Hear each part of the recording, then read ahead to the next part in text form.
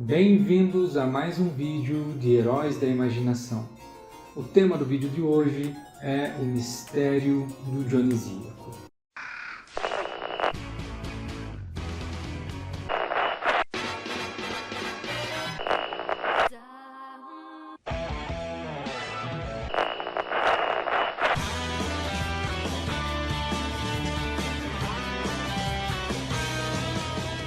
O Dionisíaco, como vocês já sabem, é uma força arquetípica, uma imagem, um símbolo. Essa força, essa dinâmica arquetípica, ela faz parte de uma estrutura da própria experiência humana. O Dioniso, como Apolo, são dois deuses que configuram a própria experiência humana, ou modos de configuração dessa vontade que atravessa a vida humana.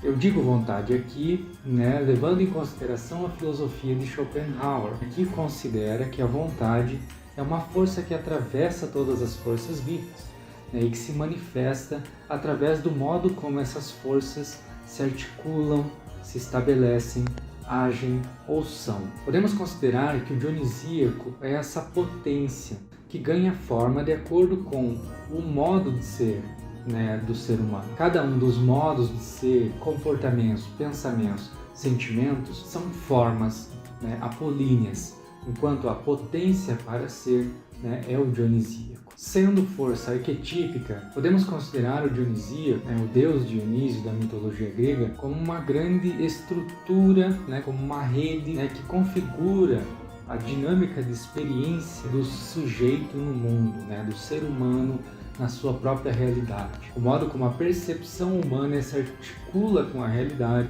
é atravessada por essa força originária dionisíaca. Para Jung, e especialmente para James Hillman, todas essas figuras da mitologia grega são como configurações da experiência humana, ou condições de possibilidade para certas qualidades da experiência humana.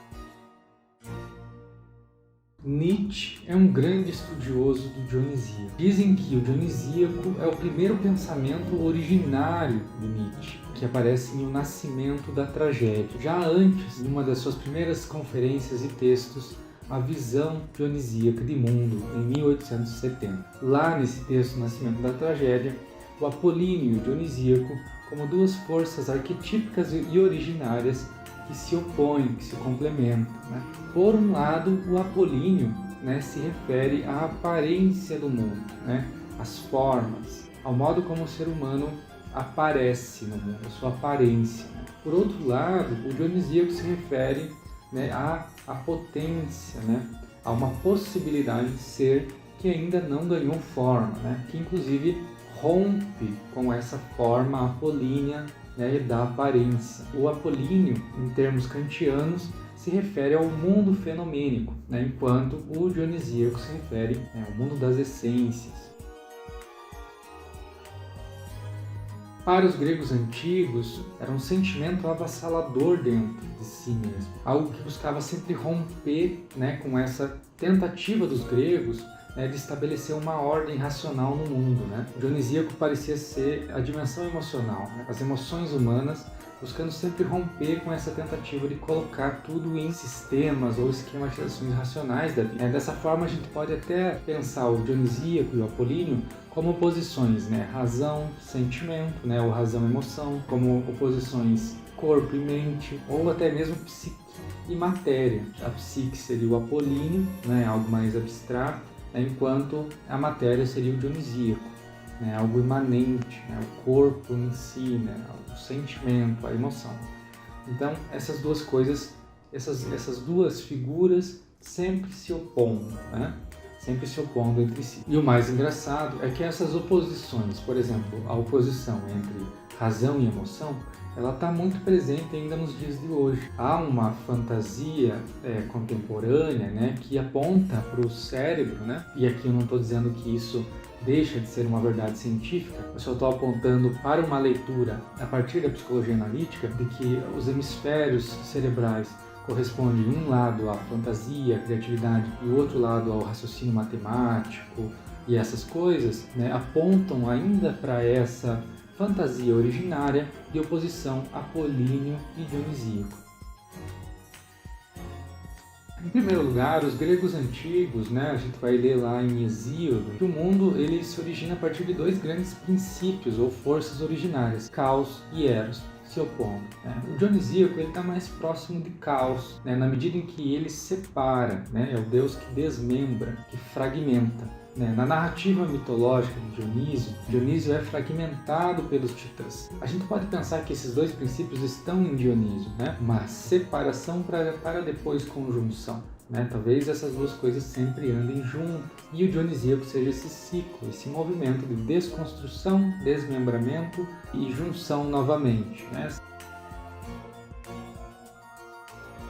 Antes de falar sobre a razão apolínea, a verdade, a metafísica, o dionisíaco fala sobre o emocional. Enquanto o Apolo é distanciado, ele é o sol, o deus do sol, que ilumina, Dionísio é o deus que aproxima, busca juntar, depois de separar, juntar. O Dionísio, então, é o deus das relações humanas, apontando sempre para a supremacia das emoções sobre a razão, para a importância das emoções antes mesmo do pensamento. A percepção imediata das coisas, e não o modo como a gente representa essas coisas em imagens, não no modo como a gente cria juízos sobre as coisas, mas no modo como a gente experimenta as coisas.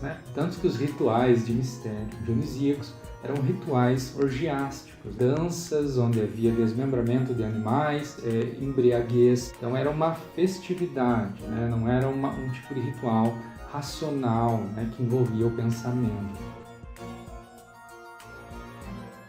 Outro ponto importantíssimo de Dionísio é o fato de que ele aponta para o que há de mais trágico na vida humana. E por isso o dionisíaco se expressa na tragédia grega. Por exemplo, a tragédia de Édipo, onde Édipo, em fuga do seu destino, casa-se com a sua mãe e mata o seu pai, a ordem inversa, eu acredito. E logo depois, ao descobrir isso, ele fura os próprios olhos. A tragédia grega aponta para essa dimensão dionisíaca da vida. Por exemplo, podemos partir de um posicionamento apolíneo e acreditar que as relações humanas são ideais, problemas não acontecem, que as pessoas são sempre abertas, sempre honestas. Porém, sabemos que, partindo de um ponto de vista dionisíaco, as pessoas podem ser sombrias, obscuras, falsas. Esse mistério que está sempre presente nas relações humanas é o ponto dionisíaco, digamos assim, o peso dionisíaco das relações humanas, esse aspecto trágico da existência. Por mais que uma mãe ame muito seu filho, ela não consegue viver por esse filho. Esse sentimento obscuro, por detrás da relação pai e filho, é um sentimento dionisíaco, esse sentimento sombrio.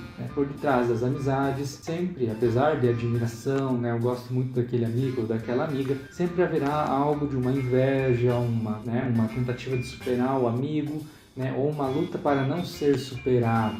Esses aspectos das relações humanas são aspectos dionisíacos que conduzem ao rompimento de relações, ao desmembramento dessas relações idealizadas.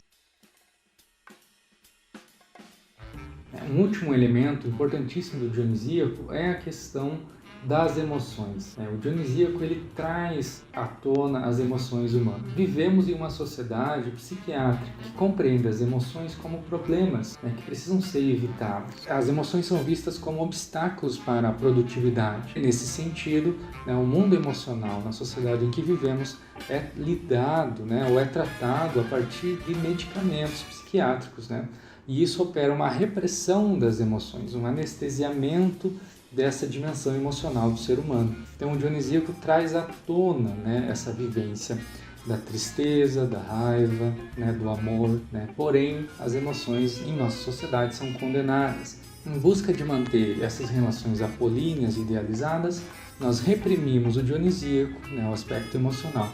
Reprimimos aquilo que realmente sentimos, a fim de manter um tipo de relacionamento utilitário, um tipo de relacionamento confortável, onde não estamos intimamente implicados, verdadeiramente ali, apenas de uma forma controlada, uma forma apolínea, de controle racional desses relacionamentos. A sociedade contemporânea nega a sombra dionisíaca do mundo, buscando estabelecer sempre relacionamentos muito superficiais, muito idealizados, relacionamentos de redes sociais, que aparecem no Instagram e nessas coisas. Tentando se fixar nessas imagens ideais que aparecem nas redes sociais, por exemplo, a gente acaba negando as verdadeiras emoções que podem parecer, né, para essa sociedade superficial, para essa sociedade das redes sociais, algo um pouco impactante demais, intenso demais e que por isso, né, deve ser negado, deve ser reprimido.